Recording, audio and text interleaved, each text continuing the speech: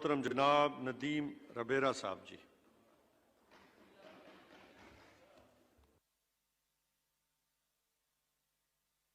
अपने mic on करें जी, button. आप मेरे ख्याल में हो गया जी। बिस्मिल्लाह रहमान रहीम। शुक्रिया जनाब चेयरमैन, मैं आपका बहुत मशकूर हूँ कि आपने इस बजट पे मुझे बोलने का मौका दिया। जनाब चेयरमैन, ये एक अवाम दुश्मन बजट है, ये अल्फाज का गोरख धंधा है और झूठ का एक पलंदा है जिसे अपोजिशन समेत पूरे मुल्क की अवाम ने मुस्तरद किया है। इसमें बड़े बड़े वादों और दावों के जरिए नौसरबाजों की तरह बातें तो बहुत की गई, लेकिन हकीकत में इस हुकूमत ने लोगों की जेबें काटी हैं और उनके जिस्म से खून का आखिरी कतरा तक निचोड़ लिया है। जनाब, आपके नौसरबाज और जेब जो है काटने, ये एक्सपंज किए जाते हैं जी। जनाब चेयरमैन, ये फैसला करना मुश्किल है कि इस अवाम ने झूठ ज्यादा बोले, नाअहली का ज्यादा मुजाहरा किया या करप्शन के रिकॉर्ड जो हैं वो ज्यादा बुलंदो बाला बनाए, क्योंकि तीनों शोबों में ही इसने ऐसी महारत दिखाई है जिसकी पाकिस्तान की तारीख में मिसाल नहीं मिलती। अगर आप झूठ देखें तो एक तरफ ये दावा किया गया कि हम पाकिस्तान में करप्शन का खात्मा करेंगे, लेकिन ट्रांसपेरेंसी इंटरनेशनल की रिपोर्ट के मुताबिक पाकिस्तान जो 120वें नंबर पे था उसमें करप्शन में इजाफा करके उसको 124वें नंबर पे पहुंचाया गया, जो कि इंतहाई शर्मनाक है इस हुकूमत के लिए। 50 लाख घर बनाने का वादा किया गया,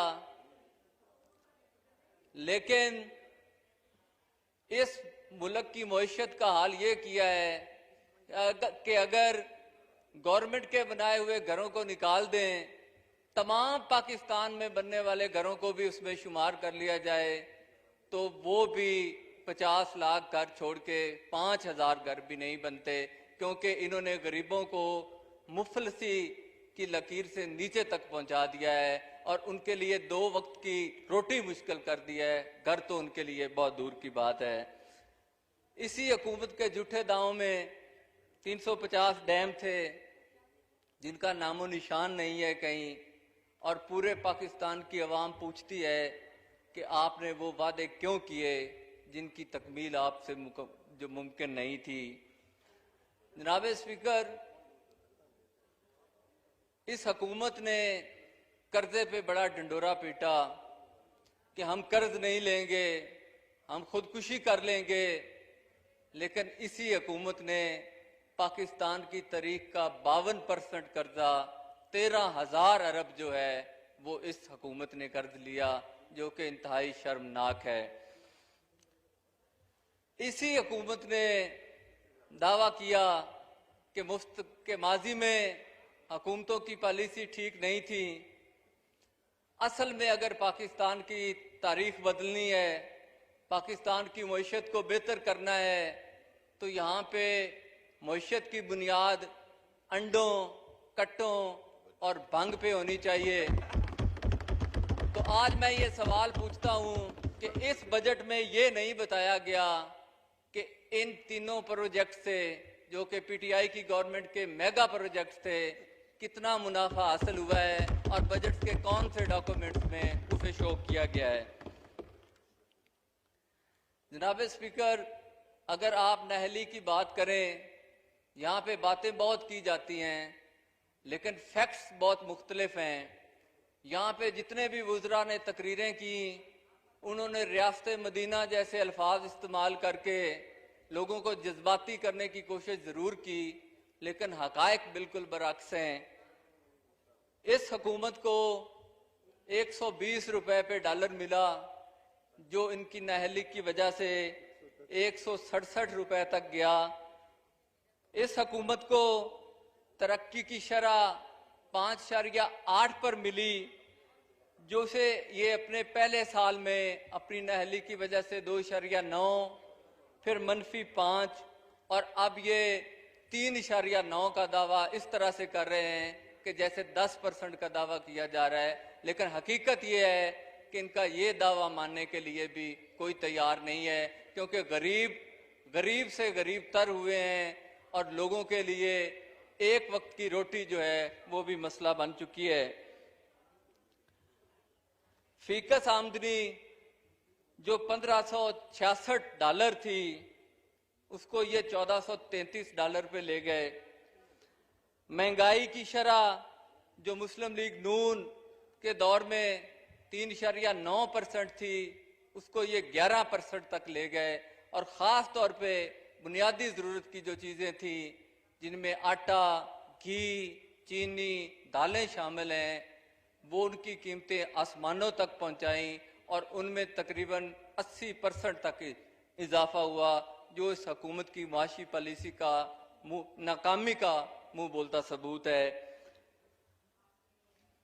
जनाब स्पीकर, यहाँ पे लंगर खानों की बात की गई। अगर मुल्क की हुकूमत काम कर रही हो, उसको गरीब का एहसास हो, वो महंगाई को बढ़ने से रोक रही हो, तो ऐसे इकदामात की ज़रूरत नहीं पड़ती।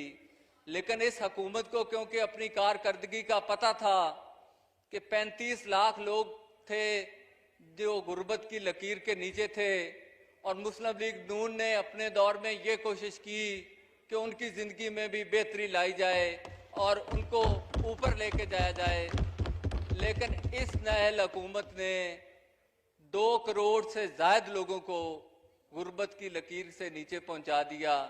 और दावे इस तरह से हो रहे हैं कि जैसे ये अपनी जेब से लंगर खाने चला रहे हैं, ट्रस्ट के पैसों से चलने वाले उस लंगर पे सियासत की जा रही है, और उनमें से भी 90% से ज़्यादा बंद हो चुके हैं। मैं आपको अपने ज़िले की मिसाल देता हूँ कि सिर्फ फिते काटे गए और उसके बाद आज तक उनका नामो निशान बाकी नहीं है।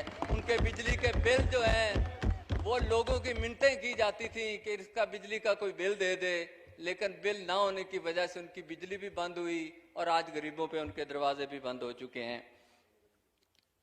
जनाब स्पीकर, ये मुस्लिम लीग नून के 10,000 के कर्ज की बात करते हैं, जिसका जवाब कई दफ़ा दिया गया कि मुस्लिम लीग नून की हुकूमत मियां नवाज शरीफ की सरबराही में उसने दहशतगर्दी के खिलाफ एक जंग लड़ी।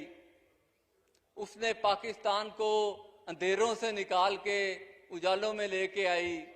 2000 से ज़्यादा किलोमीटर मोटरवे बनी, लेकिन आज तक ये अपने 13,000 अरब से ज़ायद के कर्जे की बात नहीं करते कि वो इनकी किस करप्शन की नज़र हुआ, क्योंकि इन्होंने एक ईंट तक पाकिस्तान में नहीं लगाई। मैं आपको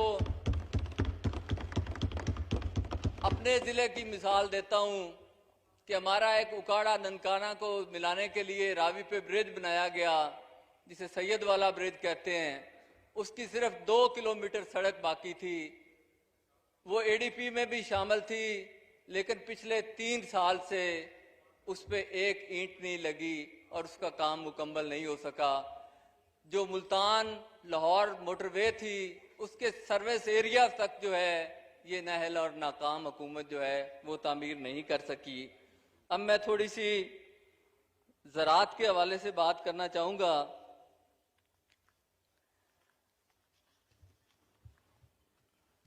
वाइंड अप प्लीज जी। जनाब स्पीकर,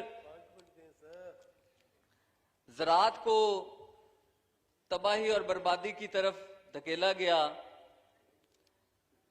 ज़राअत के हवाले से 2 चीज़ों पे बात की जाती है और उसका बड़ा क्रेडिट लेने की कोशिश होती है कि जी गन्ने की कीमत जो है, गन्ने की पैदावार में इजाफा हुआ और गंदम की पैदावार में इजाफा हुआ।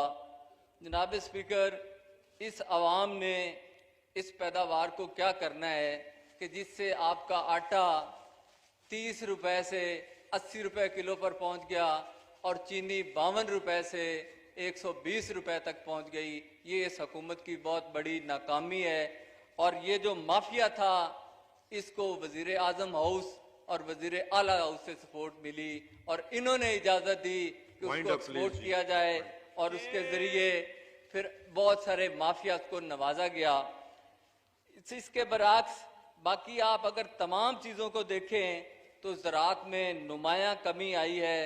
बासमती चावल की एक्सपोर्ट में 33% कमी आई है। ऑयल सीड जो है उसकी 42% उसमें कमी वाक़या हुई है। इसी तरह बाजरे की पैदावार में 31% कमी आई हुई है। ये इस चीज़ का सबूत है कि मौजूदा हुकूमत ने किसान को खुदकुशी पे मजबूर कर दिया है।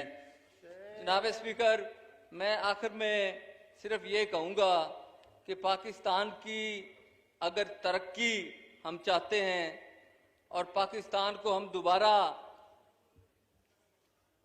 उस रास्ते पर जिस पे वो तरक्की कर रहा था लेके जाना चाहते हैं, तो उसका सिर्फ और सिर्फ एक ही हल है कि इस मुल्क में मियां नवाज शरीफ की क़यादत वापस आए, क्योंकि जिस तरह से उन्होंने पाकिस्तान को अंधेरों से निकाला, दहशतगर्दी से इसका खात्मा किया, इंशाल्लाह इस सुनामी की तबाहकारियों से भी सिर्फ मियां शुक्रिया।